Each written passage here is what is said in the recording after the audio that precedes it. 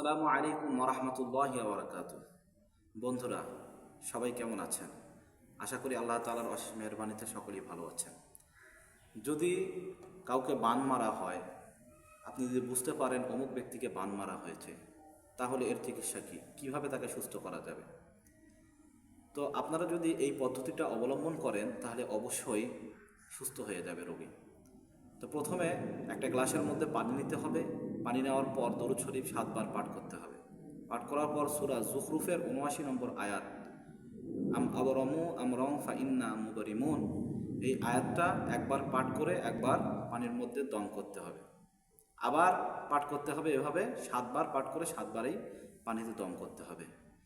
তারপর আবার দরুদ শরীফ শেষের বার পাঠ করতে হবে 7 বার।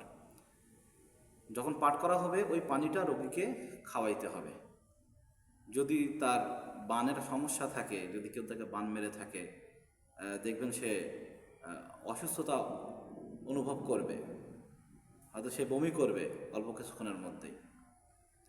তো আবার দেখা যাবে সূরা ফাতিহা, কোরআনের মধ্যে যে সূরা ফাতিহা আছে আমরা সকলেই জানি যে এই সূরাটা, এই সূরাতুল ফাতিহা, এই ফাতিহা সূরার মধ্যে 7টি আয়াত আছে।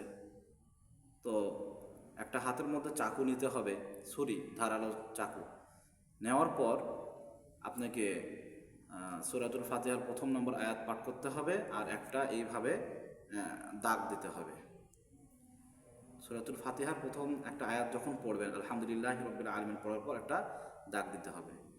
এইভাবে 6টা দাগ টানতে হবে। টানার পর যখন গয়রুল মাগদুবি আলাইহিম ওয়ালাদ-দাল্লিন আসবে, তখন অপর সাইড দিয়ে সেটা কাটতে হবে আর নিয়ত করতে হবে যে আমি অমুকের বান কাটতেছি। তাহলে আল্লাহ তাআলার রহমতে রোগীটা সুস্থ হয়ে যাবে। তো সঙ্গে সঙ্গে যদি রোগী সুস্থ না হয়, তাহলে ওই বানটা, ওই চাকুর যে সূরা ফাতিহা দিয়ে যে বান কাটার কথা বললাম, এই কাজটা কন্টিনিউ চালাতে হবে। তাহলে আশা করা যায় ওই রোগী সুস্থ হয়ে যাবে ইনশাআল্লাহ।